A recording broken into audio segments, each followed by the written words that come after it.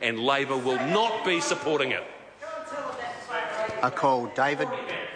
Thank you, Mr. Speaker. First, before I talk too much about the bill, I just want to say that a lot of the information that last member said was simply incorrect.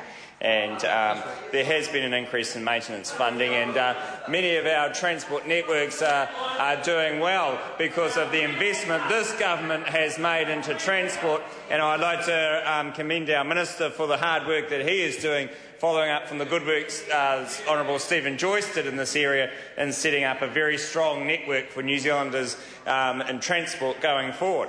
And I just want to take one example, and we can use this example to look at the arguments put forward by the opposition here. And let's have a look at the Waikato Expressway. The Waikato Expressway is the best thing that has happened to the most productive region in New Zealand, and that is something that this government should be very proud of. It took 30 years, a generation of advocacy to get that road. This government is building it, and we're building it on time and in budget, and that's good for the people of the Waikato. And when you come to Hamilton, I want to see those opposition parties come to Hamilton and say what they say in this House to the good people of Hamilton, because we know what this road means. And I'll tell you what this road means. What's the biggest asset that Hamilton has? The biggest asset is our proximity to Auckland. That is our biggest asset. What does this road do? It makes us closer to Auckland. It links us to the fastest growing city in New Zealand. That is what it does. What else does that mean? That means that Hamilton can be a hub for services in the north half of the North Island. You see the investment in the hospital, you see broadband, you see the work at the university. All those things are leading to jobs, they are leading to a future for the people of Hamilton, and they are dependent on that road. That road is crucial for the growth of our city going forward. And we will fight in this House, and we will fight in election campaigns, and we have fought in election campaigns and beaten the Labor Party in Hamilton on that issue. And the Labor Party has come to Hamilton and said, no, we'll give you a train to Auckland instead of an expressway. A train to Auckland. An expressway worth $2.4 billion or a train worth $2 million. Go figure what the people of Hamilton decided to choose.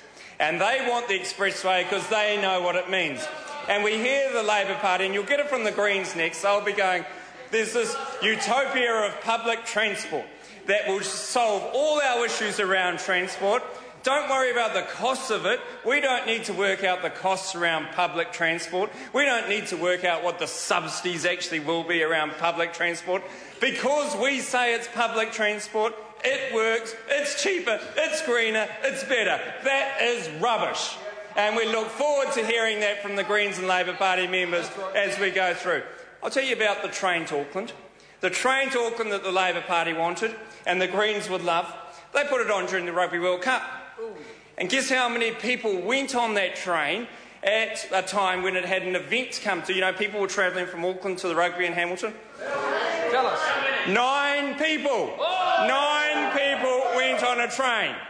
9 people. Now, the better part of this train is actually going to have a subsidy of $15,000 per commuter per year. So 90 people go on this train apparently, that was about all it could carry, and it would have a $15,000 subsidy for each of those people.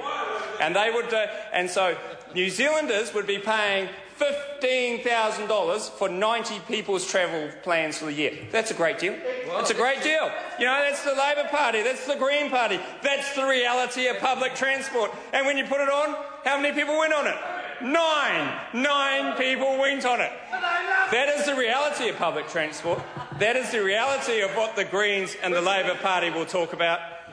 But let's have a look at what actually Hamiltonians want.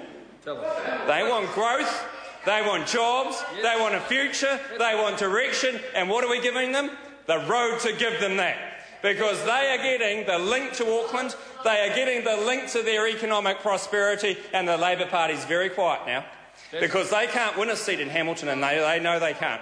And the reason they can't is because we are delivering for that city when the Labor Party didn't and never will. And if you don't win Hamilton, you don't win government. That's how simple it is in politics. and we are delivering for that city, as we are throughout New Zealand. So, Mr Speaker, this is a good bill, and I implore anybody that has any problem with that to come to Hamilton and see the reality of what this bill means. Because for the productive heartland of New Zealand, the future economic base of this country, you need to invest in infrastructure. This Parliament needs to invest in infrastructure, and this government has invested in infrastructure, and it's delivering, and you can see the results. So come to Hamilton. We welcome you there. Great speech. Oh, Ian Lees-Galloway. Mr Speaker, this piece of legislation is typical of a government